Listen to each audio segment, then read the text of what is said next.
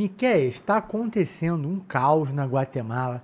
Teve morte de policiais, fuga de presídio.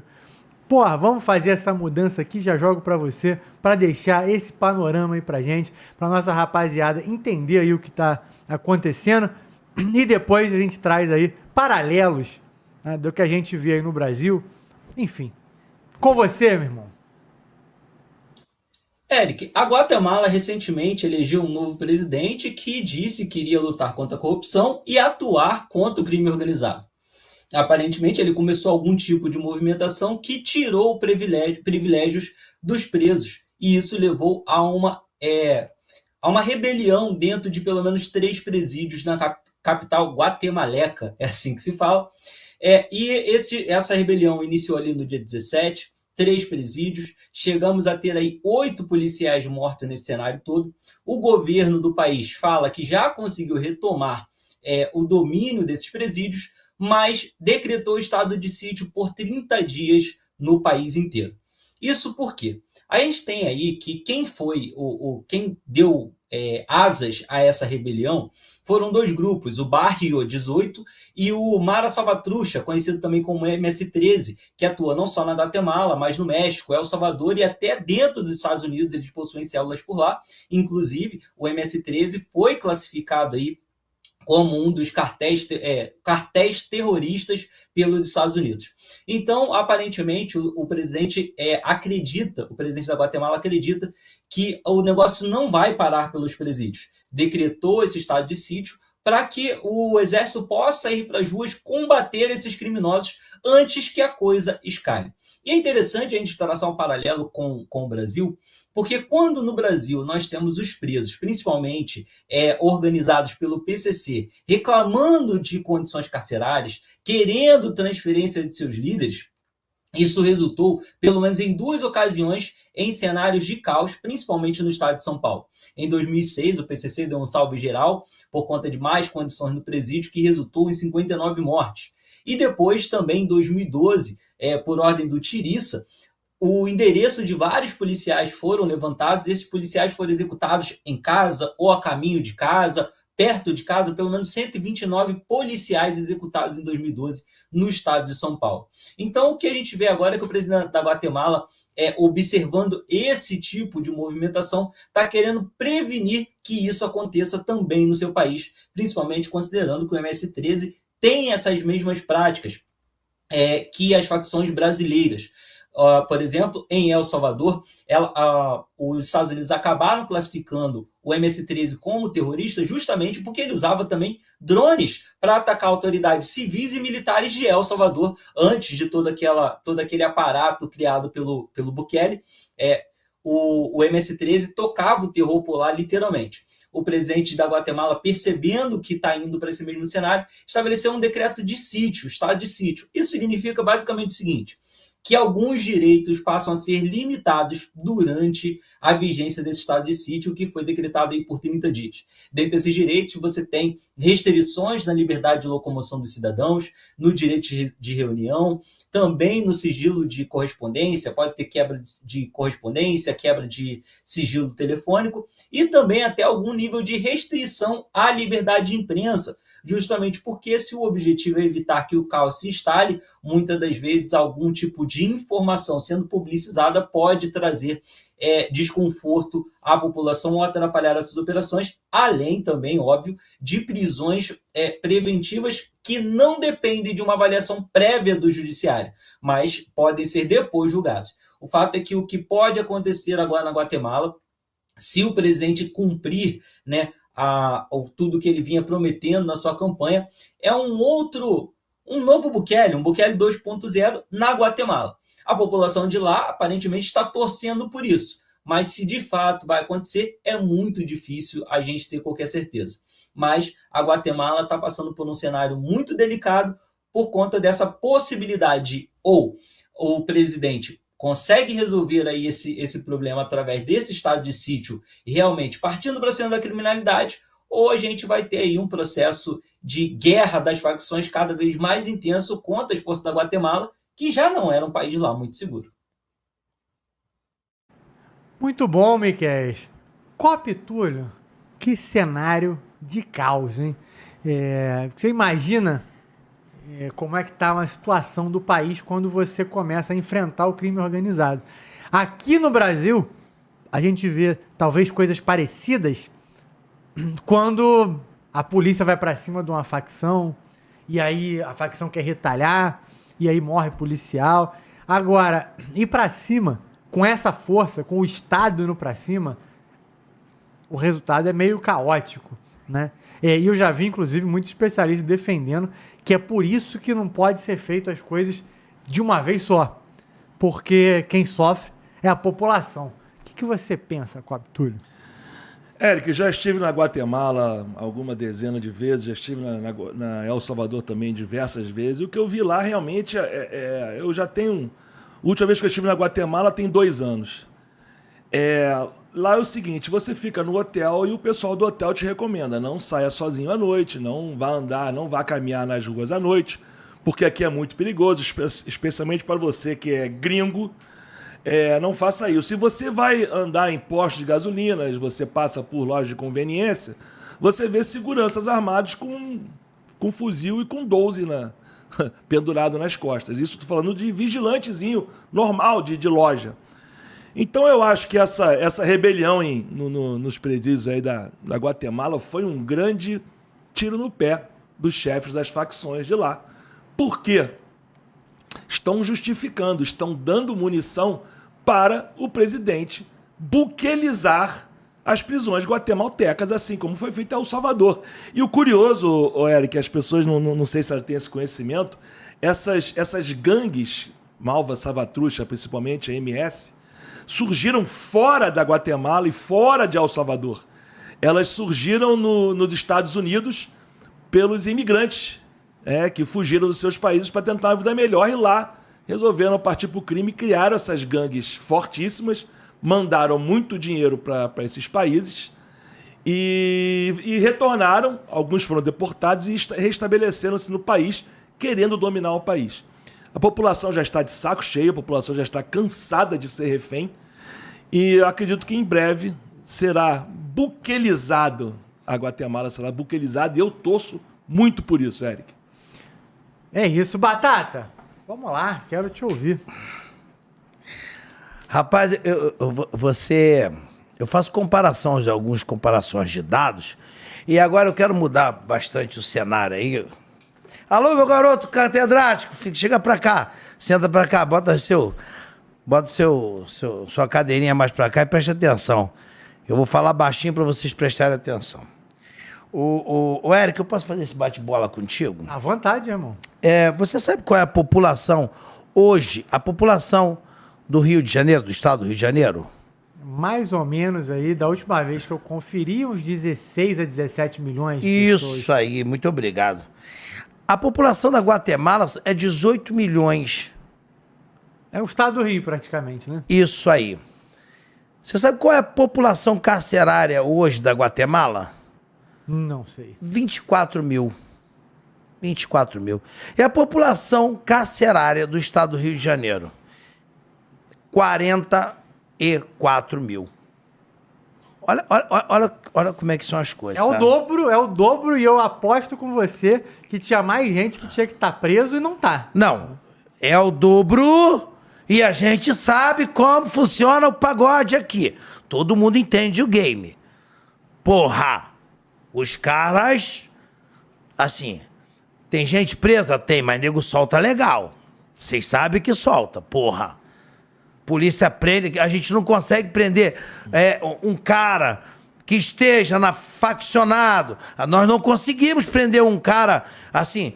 Tu prender 4, 5, tu vai pegar 4 que já tem passagem e não é uma passagem. E não é passagem, anotação criminal por injúria, por difamação, por desacato? Não. É homicídio, latrocínio e outros bichos peçonhentos. É nesse porte. Agora, que interessante, né? Aí as pessoas falam assim, nossa, Guatemala tá ruim. E a gente? Nós estamos aqui o quê? Sentado numa dinamite e assim o tempo todo, ó no pavio. Aí ele pega de novo. Aí, ó. Apaguei. Aí eu tô... É o tempo todo. E te digo mais, a Guatemala é o quê? É um país. O PIB da Guatemala é destinado a quem? A Guatemala. A arrecadação da Guatemala é destinado a Guatemala. O país, nós estamos falando de números de um país. Não foi uma região, foi um país. O exército da Guatemala, ele é para Guatemala. A marinha, o exército, a aeronáutica, está para 18 milhões de habitantes. Você sabe quantos habitantes está o Brasil? 213 milhões de pessoas, nós somos o Brasil. E posso te falar outra historinha pior? Nós temos 712 mil presos. Cabe centenas de Guatemalas. Dá para encher quantas Guatemalas? Nossa vida. Só nos presos.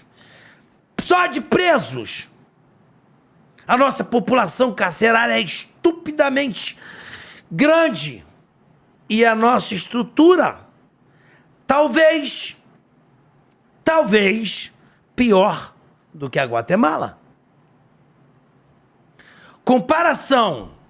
O que eu quero dizer a vocês. Hoje, no estado do Rio de Janeiro, vivemos números assim, nós vivemos só nos problemas carcerários. O dobro da Guatemala. Porém, possuímos uma estrutura de Estado e não de nação. É isso que eu quero que vocês entendam. Os números que eu apresentei a vocês é de um país.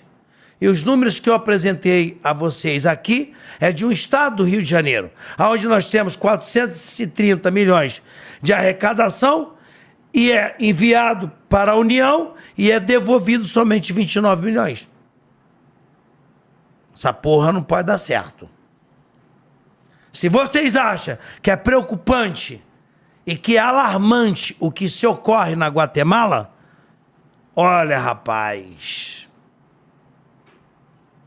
é como se você imaginasse que o mesmo evento da Guatemala aqui no Brasil seria colocar exposto 213 milhões de habitantes.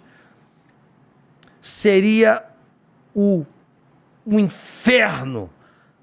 Nada comparado. Porque já se tem números que aqui morre mais por homicídio envolvendo guerra de tráfico, mortes com policial e tudo mais. Envolvendo isso, nós matamos mais do que toda a Europa em números, tá? Juntos. Toda a Europa, parte da Ásia e boa parte da América Latina. Nós matamos mais, morre mais gente aqui. Mais gente aqui por homicídio. Homicídio! Não estou falando de acidente, não estou falando de atropelamento, não estou falando nada disso. Estou falando de homicídio. Morre-se mais gente do que toda a Europa junta. Isso tem números, já tem estudos apontando isso, mostrando, é tão vergonhoso, é tão escandaloso. E a gente tem a troca de ministros, a gente vê ministro hoje coordenando. Aqui, tá aqui o copo, eu não sei nem se dá para dar um zoom nisso aqui. Dá não, né? Lê aí. É, a parte aqui, ó, o número de homicídios no Brasil é igual à soma de todos os países em azul. Porra, tem quase o globo pintado a porra toda, entendeu, cara? Eu vou resumir pra vocês, tá? Didaticamente. Tá a porra toda pintada, entendeu? E o Brasil, é absurdo os números. É escandaloso. É simplesmente escandaloso. E são números, e são fatos. fatos. Não se compara a guerra da Ucrânia, não se compara a países em guerra, não se compara em países onde a fome assola, não se compara nada. Nós somos ímpar nessa parada. Batata, deixa eu ler os números aqui pro pessoal ter uma noção. No Brasil, cuja população são 211 milhões de pessoas, há 43.400 assassinatos. Nos outros países, que estão em azul, que o Mano Walter vai colocar aí na tela, 3 bilhões de pessoas têm 43.300 assassinatos. Esse é o absurdo. Olha, é escroto isso, né, cara? É escroto. Não precisa saber matemática, não precisa saber nada para você ver como é um abandono. Abandono. Mas qual é o abandono? Quando se fala de leis que são construídas, às vezes, por tribunais, aonde o cara está falando aqui, você está falando aqui do STF. É, realmente, cara. Infelizmente, hoje, quem está no STF deveria ser colocado, como se coloca um cara, com notório saber jurídico. Verdade, gente. Notório saber jurídico. Isso é importantíssimo. Mas o que o cara tem? O cara é advogado? Hoje o cara é advogado e tem a OAB. Aí, olha que coisa engraçada. Os caras que formalizam a tese, porque o cara deveria ter lido um livro, escreveu algum livro de direito, defendendo uma tese jurídica, escreveu alguma coisa, um Miguel Reale, um Greco na vida, alguma coisa assim, escreveu algo comparativo? Não. Tá aí, ó. Obrigado, Mano Walter. O que tá em azul, em comparativo, os números dos países em azul são menores do que o Brasil em homicídio. Basicamente, Batata, o que a gente não tem ali? A África, a Europa ali, aquele espaço ali da Europa, basicamente ali o Oriente Médio, onde está tendo a guerra da Ucrânia, quer dizer, né? É quase nada da Europa. Exatamente, tem que somar tudo aquilo ali.